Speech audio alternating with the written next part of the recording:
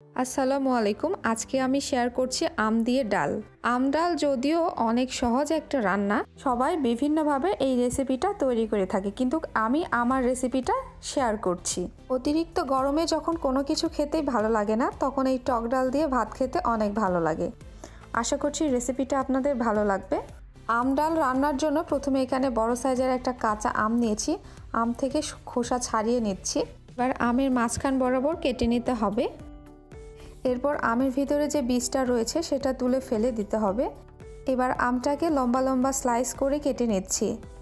দেখে নিশ্চয়ই বুঝতে পারছেন আমি কিভাবে স্লাইস করে নিয়েছি। একটু বড় বড়ই রেখেছি, কারণ বেশি ছোট করলে আম ডালের সঙ্গে গলে যেতে পারে। চুলায় একটা পাত্র বসিয়ে এর মধ্যে দিয়ে দিচ্ছি 2 টেবিল চা চামচ সাদা তেল। তেল হালকা গরম হয়ে আসলে এর মধ্যে কেটে রাখা আমের পিসগুলো দিয়ে দিচ্ছি। আমগুলো এই তেলের সঙ্গে 1 মিনিটের মতো ভেজে নিচ্ছি। আম এরকম তেলে ভেজে নেওয়ার পর ডালে ব্যবহার করলে ডালের টেস্ট অনেক ভালো আসে। এবার এক পাত্রে আমি নিয়ে নিচ্ছি হাফ কাপ মসুরির ডাল। ডালটা আমি আধা ঘন্টা ভিজিয়ে রেখেছিলাম, তারপর রান্নার জন্য এই পাত্রে নিয়ে নিচ্ছি। এবার এই ডালের মধ্যে দিয়ে দিচ্ছি 7-8টা রসুন, 2 টেবিল চা চামচ পেঁয়াজ কুচি, 7-8টা কাঁচা মরিচ, 1 টেবিল চা চামচ লবণ, সামান্য পরিমাণ হলুদ গুঁড়া।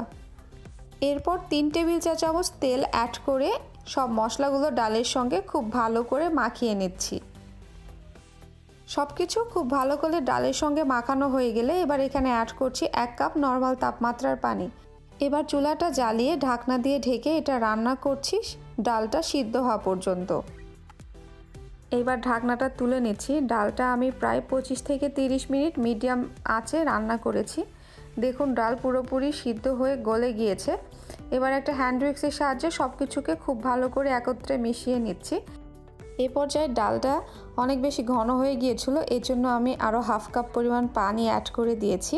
পর্যায়ে ডাল ফুটে আসলে এখানে অ্যাড করছি আগে থেকে ভেজে রাখা আম। আবারও ডালের সঙ্গে সব কিছুকে একসঙ্গে খুব ভালো করে নেড়েচেড়ে মিশিয়ে নিচ্ছি। আমাদের আম ডাল প্রায় হয়ে এসেছে। এই পর্যায়ে চুলার জাল লোতে করে রেখে অপর পাশে আমি বাগার তৈরি করে নিয়েছি। এখানে আমি পেঁয়াজ, রসুন, একটা কাঁচামরিচ এবং 5 ফোড়ন দিয়ে তেলের সঙ্গে ভেজে নিয়েছি। এরপর ডালের মধ্যে ব্যবহার করছি। 5 ফোড়ন দিয়ে ডাল বাগার দিলে ডালে দারুণ একটা ফ্লেভার আসে।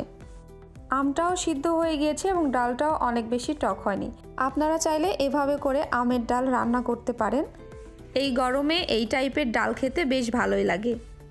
আমি আমার রেসিপিটা শেয়ার করেছি, আশা করছি সবার ভালো লেগেছে। রেসিপি ভালো লাগলে লাইক, কমেন্ট, শেয়ার, সাবস্ক্রাইব করে পাশে থাকবেন। আর যারা পেজ থেকে দেখছেন ফলো দিয়ে রাখবেন। আজ বিদায় নিচ্ছি। আল্লাহ হাফেজ।